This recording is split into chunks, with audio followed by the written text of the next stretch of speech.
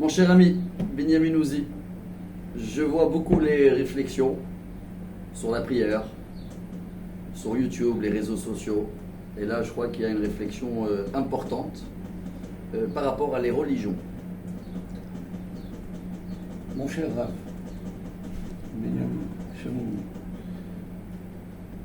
oui, il y a une nouvelle réflexion que je viens de terminer là, il y a quelques jours, et sur les religions. Effectivement, je ne comprends pas, mais très candidement, très naïvement. Moi, je suis très innocent, il faut le prendre comme ça.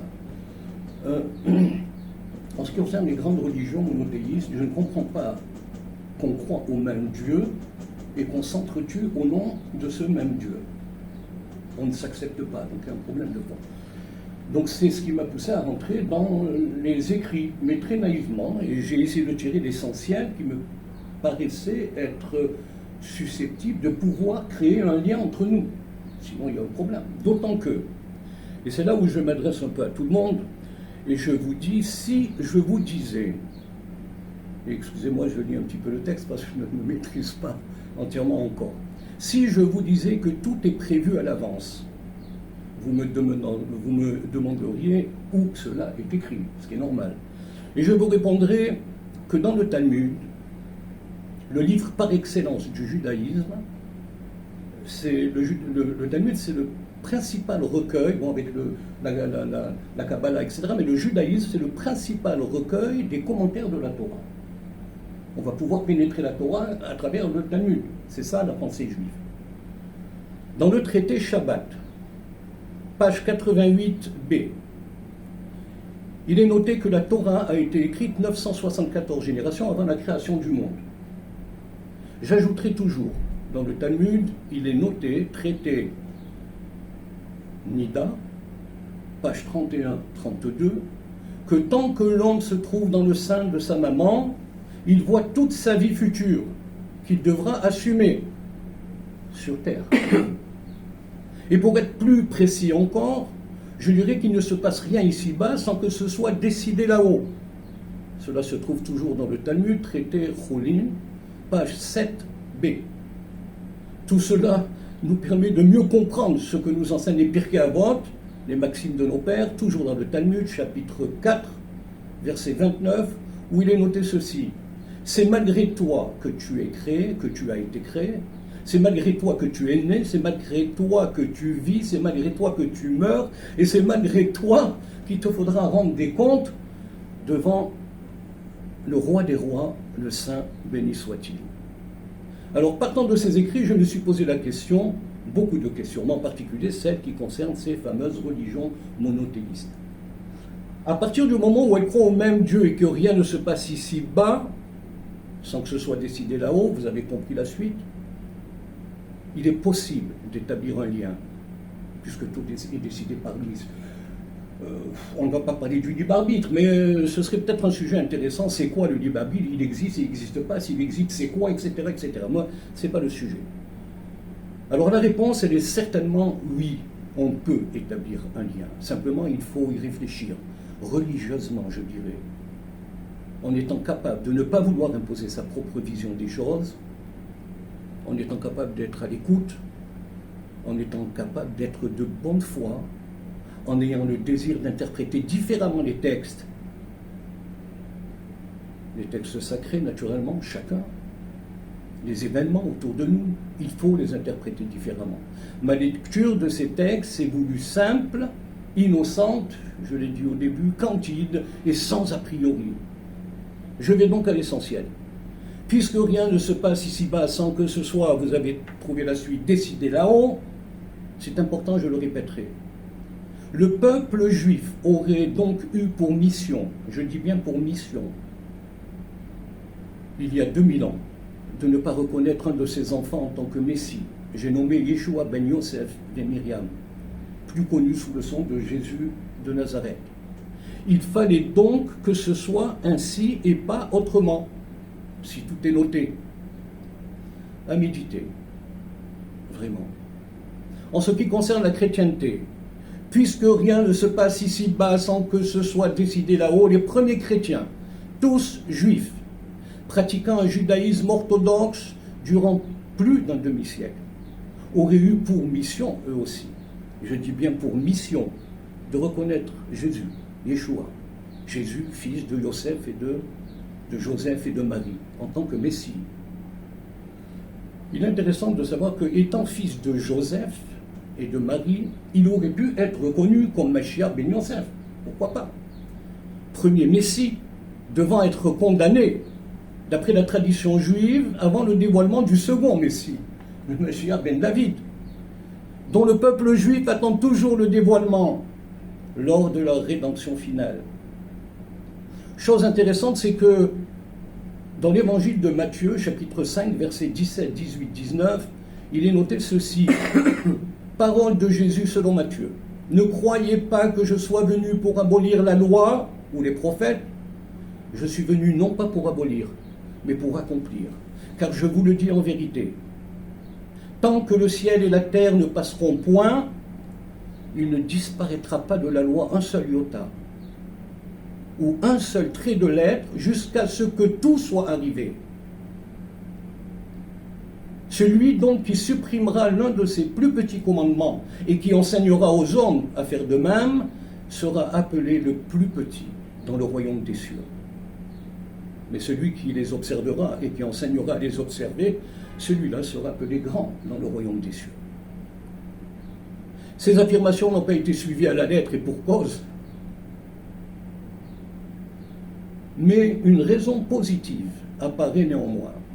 C'est que cela a permis de dévoiler au monde le Dieu unique et créateur, la Torah, nommée Ancien Testament dans la dimension chrétienne, ainsi que l'élection et la mission du peuple d'Israël. Précisons que si les premiers chrétiens ont réussi à évangéliser de nombreuses peuplades à travers le monde, aujourd'hui on compte près de 2,5 milliards de fidèles, ce n'est qu'en parlant de délivrance, de pardon, de tolérance, d'amour, enseignement puisé dans la Torah, à laquelle Jésus faisait allusion dans chacune de ses interventions.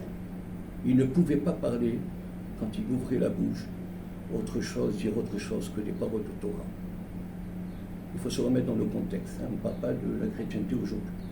Quant à l'islam, intéressant, l'islam va décréter la soumission totale à Dieu, ainsi que son omniprésence et son omnipotence, c'est-à-dire sa capacité, son pouvoir d'organiser seul, sans limite et sans fin, et sa faculté d'être présent partout, en tout lieu, à tout moment, au même moment. Le Mektoub certifie que tout est écrit et déterminé par Dieu à l'avance sans que rien ne peut modifier. Permettez-moi d'ajouter, avec quelques petites nuances, cependant, en ce qui concerne le peuple juif, au niveau de cette modification qu'on pourrait éventuellement apporter. Donc, soumission totale et acceptation des événements. Le Coran cite également l'élection du peuple d'Israël, dépositaire de la Torah, Torah considérée dans l'islam comme vérité, lumière et bénédiction pour Israël et pour l'humanité entière. Il est noté également que le temple de Jérusalem, le Beth Amikdash, a bien été détruit à 2 reprises. Je ne fais pas de commentaire. Il cite également que la terre sainte a été donnée en héritage aux enfants d'Israël, sur laquelle ils y reviendront à la fin des temps. C'est à méditer, je pense, vraiment, très sérieusement. Ce que je viens de vous dire, vous pouvez taper Google, Coran, version islamique, sourate 17, 104, 106. Pour rechercher ce que vous désirez, Google, vous mettez les mots-clés, version islamique, version chrétienne, version juive, etc. Il faut bien préciser. En ce qui concerne Jésus, Yeshua, que dit le Coran ? Le Coran certifie que Jésus est né de conception virginale par intervention de l'Esprit Saint. Le Coran confirme qu'il était bien le Messie, que les Juifs ont refusé. Pardon, on revient. Que les Juifs avaient pour mission de refuser. N'oublions pas que tout est décidé par avance. J'arrête ici, je conclus quelque part parce que J'ai essayé de tirer des textes qui me paraissaient importants pour essayer de créer ce pont, ce lien entre nous. Si le lien que nous essayons de construire se concrétisait, nous pourrions atteindre un monde merveilleux, un monde meilleur, un monde plus serein, un monde pacifique, un monde où régnerait la vérité, la fraternité et la paix. Et à la place d'une guerre atomique vers laquelle nous nous dirigeons dangereusement, nous pourrions nous convaincre mutuellement, non plus avec les armes, mais en se servant de la réflexion et de la parole, de la discussion entre nous. Héritage divin qui fait que l'homme est à l'image et à la ressemblance de Dieu, tel cité dans la Torah, la Bible, Genèse 1, 26. Nous pourrions donc déposer les armes et s'élancer les uns vers les autres, chaleureusement. Le merveilleux héritage que nous pouvons laisser à nos enfants peut se constituer facilement et rapidement en pensant à eux, mais dès à présent. Conclusion, en attendant, réalité oblige, jusqu'à la rédemption finale et à la lumière des textes qui nous certifient que rien ne se passe ici-bas. Je vous laisse terminer, sans que ce soit terminé, décidé là-haut. Soyons chacun fiers et contents de ce que nous sommes, de ce que nous avons en commun, et que chacun, en étudiant ses propres textes sacrés, prenne conscience et prenne soin de faire ressortir le bon et l'universel, en étant désireux d'orienter différemment ses réflexions, en étant convaincu que chacun porte en lui une part de vérité, et sans oublier d'être dans la confiance et la joie d'avoir été choisi pour être l'instrument du divin. Shalom, Ave, Pax, Salam. Je sais qu'il y a des réunions qui se font aujourd'hui à travers le monde avec nos maîtres de chaque religion. Peut-être tu peux en dire un mot puisque tu es bien placé. Je sais que dernièrement les grands rabbins d'Israël se réunissent avec les grands chefs des religieux et justement ils sont en train de réaliser et appliquer aujourd'hui. Qu'est-ce qu'on fait? On est là, 3 religions, tout est maktoub, comme on dit, tout est écrit d'en haut et tout est décidé d'en haut, mais c'est vrai que pour l'initiative c'est à nous de bouger en bas et d'être un instrument, effectivement, d'être un instrument. Toda Rabba. Merci. Toda Rabba. Merci à toi, merci à vous. Soyez tous bénis. Amen. Shalom.